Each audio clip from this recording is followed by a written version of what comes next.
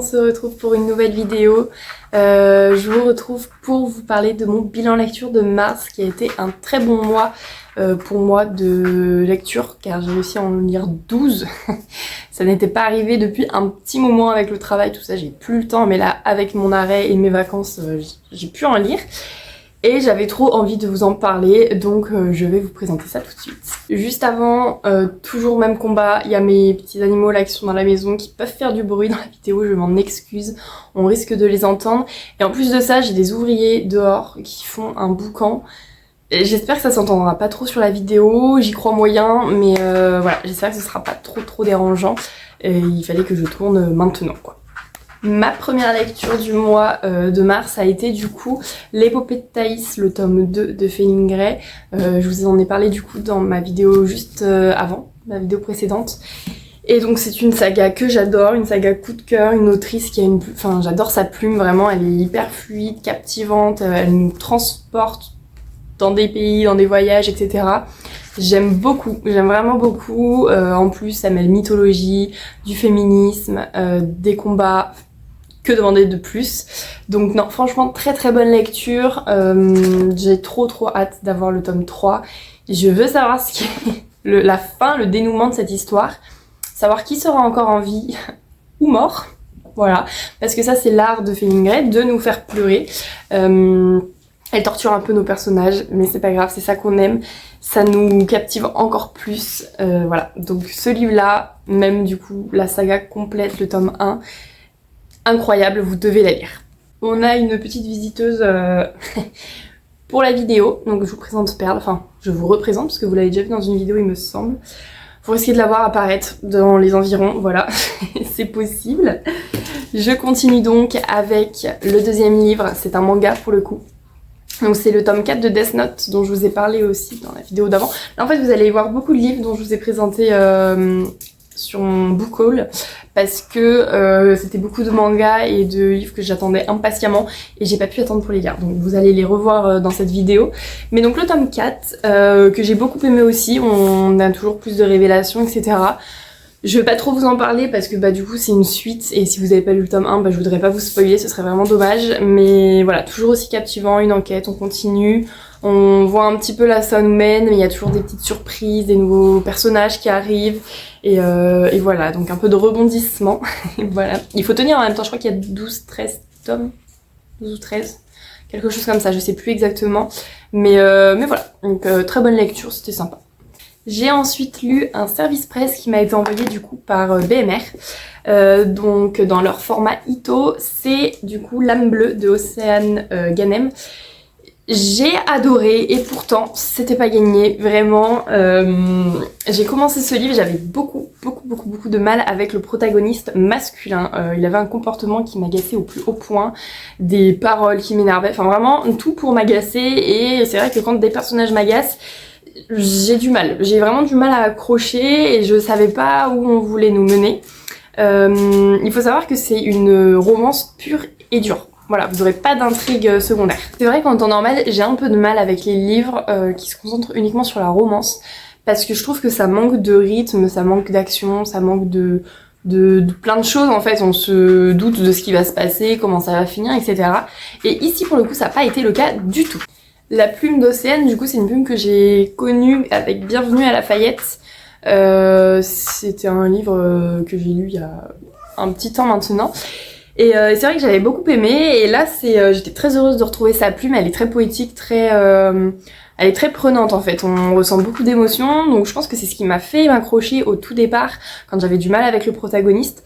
Mais finalement j'ai bien fait de m'accrocher parce que ça a été une superbe découverte, et vraiment j'ai adoré.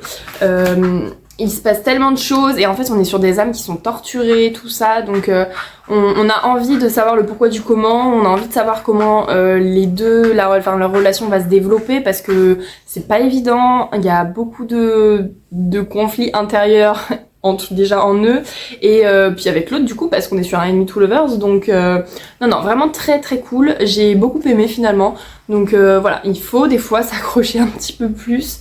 J'ai failli abandonner, hein. J'ai demandé des avis, j'ai demandé à quel moment j'allais pouvoir accrocher un peu plus et on m'a dit que franchement c'était une bonne lecture et effectivement ça a été une très très bonne découverte donc j'ai hâte de pouvoir lire le tome 2 parce que bah, j'ai pas le fin mot de l'histoire et je le veux.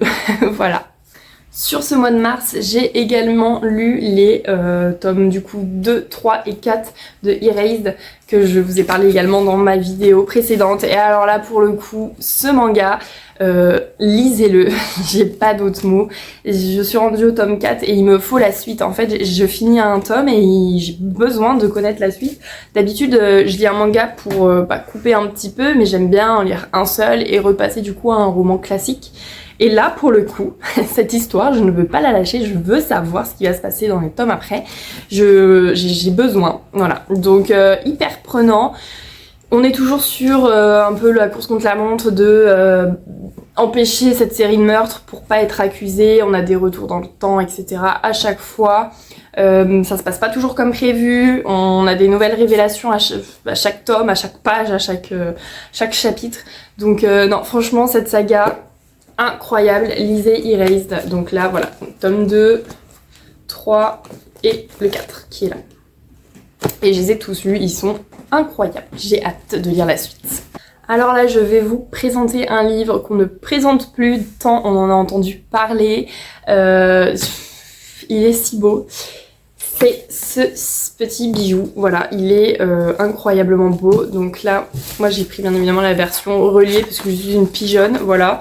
Tout pour le marketing, mais il est super beau, voilà. Donc comment ne pas craquer, à l'intérieur on a un petit fan art des protagonistes, donc de Violette et de Xaden. Je sais pas si on prononce comme ça, mais on va dire que oui, j'ai décidé que ce serait ça. Mais voilà, c'est un bijou, il est super beau, mais comme je vous disais, on en a énormément entendu parler et j'avoue que j'ai déjà lu du coup un livre de cette autrice, donc qui est Cher Ella, et qui a été un coup de cœur monumental. C'est littéralement mon livre favori de tous les temps. Vraiment incroyable.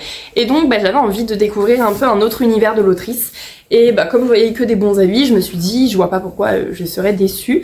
Je vous rassure, je ne l'ai pas été, mais c'est un peu qui tout double quand un livre est autant hypé. C'est vraiment ça, on a des attentes qui sont un peu trop élevées pour le coup de temps en temps et la déception est grande. mais là non, pour le coup ça a été incroyable de A à Z. L'univers il est ouf, tout est hyper bien décrit, on est vraiment plongé au cœur de ce monde avec des dragons. Il se passe tant de choses, il y a des plot twists à tout moment. La fin de ce livre, elle est dingue. J'ai besoin du tome 2, je crois qu'il sort en juin, le tome 2, juin, juillet, ça va être cet été. Mais incroyable, juste incroyable. Celui-ci, ça a été un coup de cœur. Donc une beauté en plus d'être bien. Voilà, parce qu'il aurait pu être nul, mais au moins il était beau, il avait au moins ça pour lui, il aurait été beau dans la bibliothèque. Mais non, il est vraiment top. Donc si jamais vous hésitiez, que vous avez un peu peur de la hype, comme on peut avoir peur sur beaucoup de livres, là je vous garantis que vous allez pas être déçus. Franchement, si vous aimez les mondes fantastiques, fantasy, avec des dragons et des pouvoirs... Juste, il y a tout ce qu'il faut dans ce livre, il y a tout ce qu'il faut. Un Enemies to Lovers, enfin... Il est complet. Ce livre est complet, c'est un condensé de tout ce qu'on aime dans la littérature. Bien sûr, je plaisante, hein, ne venez pas m'attraper en me disant « Oui, mais moi j'aime pas ça, j'aime pas ça. » Je sais. Mais là, moi, je vous dis que ça, si vous avez à peu près les mêmes goûts que moi, que beaucoup de livres que je vous présente en coup de cœur, vous les aimez aussi, celui-ci, vous serez pas déçus. Foncez. Un autre manga que j'ai pu lire, je vais passer assez rapidement dessus, c'est un livre, je l'ai acheté parce qu'il y avait une offre à acheter, le deuxième offert, donc j'ai le tome 2 que j'ai pas encore lu. J'avais envie de découvrir parce que c'est une autrice une mangaka, je sais plus comment on dit les auteurs des mangas. Je crois que c'est mangaka ou quelque chose dans le genre. Bref, donc j'ai déjà lu Blue Spring Ride de cette autrice. Que j'ai lu que le tome 1 d'ailleurs, mais il faut que je lise le tome 2 et j'avais bien aimé, donc je me suis lancée, je me suis dit pourquoi pas. Et c'était sympa. En fait, c'est un peu... comment dire ? un peu, c'est une lecture jeune, il se passe pas, c'est une petite romance mignonne, voilà, c'est pas prise de tête du tout, au contraire. Donc pas grand chose à dire dessus pour l'instant, surtout que j'ai lu que le tome 1, je sais pas trop comment ça va se dérouler ensuite l'histoire, mais en tout cas pour un premier tome c'était sympathique. Autre livre que je vais vous mettre juste ici, donc c'est un service presse que j'ai reçu également de la part de BMR. C'était une romance assez mignonne, un peu, je dirais pas un peu dans le style téléfilm, mais presque.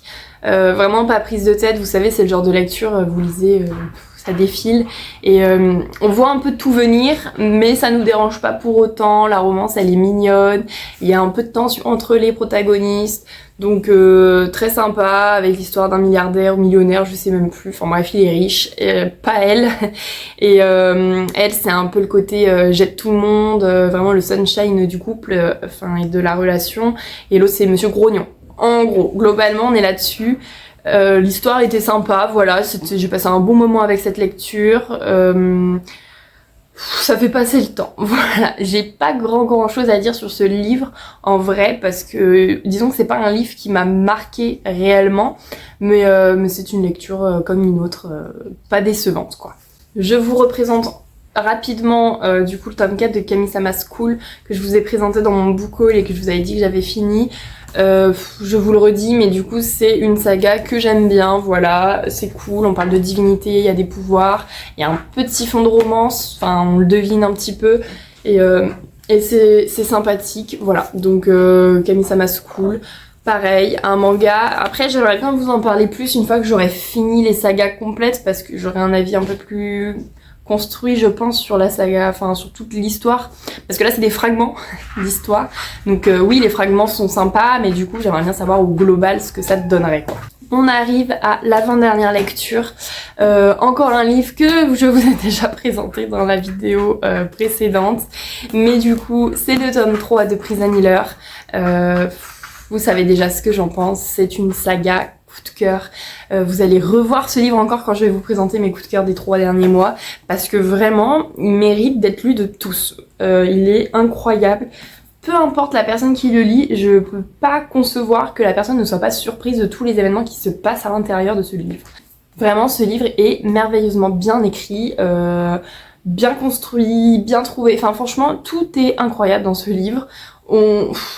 On est sur l'attente à chaque fois, on est dans l'attente de savoir ce qui va se passer. Notre protagoniste qui va à l'intérieur là, de ce petit bouquin, franchement elle subit, hein. Elle subit beaucoup, elle est hyper forte, elle mérite pas tout ce qui lui arrive la pauvre, mais du coup on est derrière elle. On a envie que ça s'arrange, on a envie de l'aider, on a envie de lui faire un énorme câlin comme c'est pas permis, mais voilà, du coup on est dans l'attente et on a une fin qui me plaît beaucoup, et j'avais un peu peur de ça en fait, sur une saga qui me plaît de A à Z sur les 3 tomes, j'avais peur que la fin soit décevante ou soit une fin que je n'attendais pas en fait, du coup j'aurais été un petit peu déçue, et là pour le coup c'est pas le cas, la fin me plaît carrément, c'était pas forcément une fin comme ça à laquelle je pensais, mais c'est même encore mieux que ce que je pensais. Donc finalement, aucune déception de mon côté. Et si jamais vous les avez lus, tous ces livres, les 3 d'ailleurs, ou juste le premier, dites-moi ce que vous en pensez. Mais vraiment, ces livres sont une réussite. Voilà, à mon avis en tout cas, moi.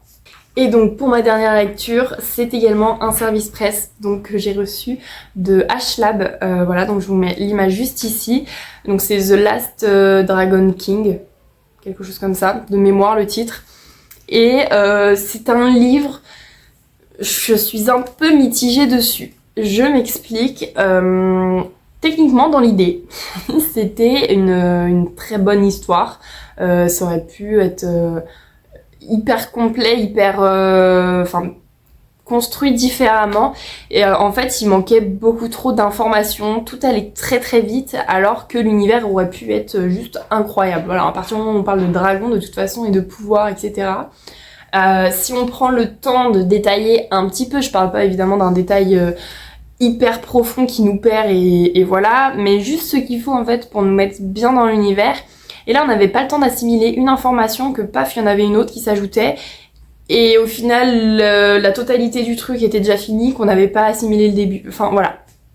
Globalement, c'est ce qui m'a déçue. Après, les protagonistes, ils sont quand même attachants. On a envie de connaître leur sort et comment ils vont évoluer. J'avoue quand même que la fille dans cette histoire, la protagoniste, elle m'a un peu agacée parce que elle est un peu défaitiste. Voilà. Et j'ai un peu de mal avec ce trait de caractère quand t'es le personnage principal d'un livre. Je trouve qu'il va baisser vite les bras et c'est le destin, quoi. Sauf qu'il n'y avait pas de combativité. J'ai un doute sur le mot. Bref, vous avez compris là où je voulais en venir.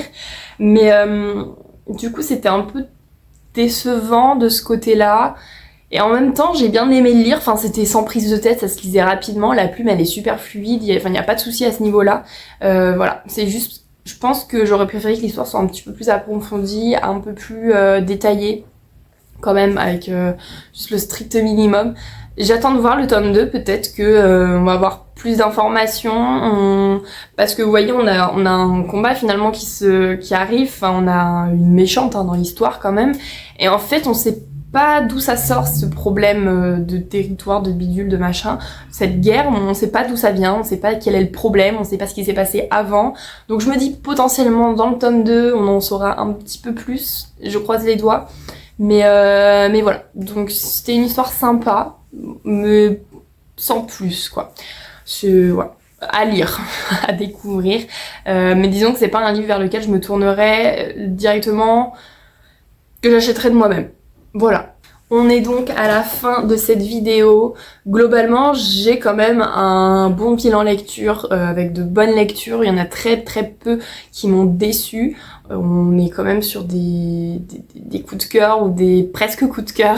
Donc bon, on est sur un bon mois. Les quelques-uns que j'ai trouvé un peu moins passionnants, bah ça arrive, hein, de toute façon, on peut pas tout aimer. Et encore, c'est même pas que je les ai pas aimés, c'est que juste c'était un petit peu moins prenant pour moi, en tout cas.